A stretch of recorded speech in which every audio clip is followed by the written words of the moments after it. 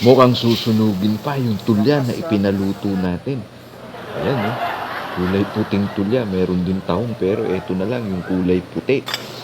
Konti lang ang kinuha natin dahil baka ma-high blood tayo. Bagaman napakaraming pagkain dito sa Eat All You Can Buffet sa Haya, dito ko talaga nasarapan sa buttered na shellfish na ito.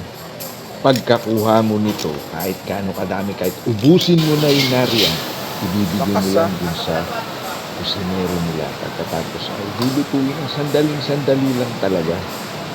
At eto na nga yung finished product na binigay na sa akin ng chef. Ayan siya, oh. Hindi naman talaga natin birthday noon, pang May ang birthday natin.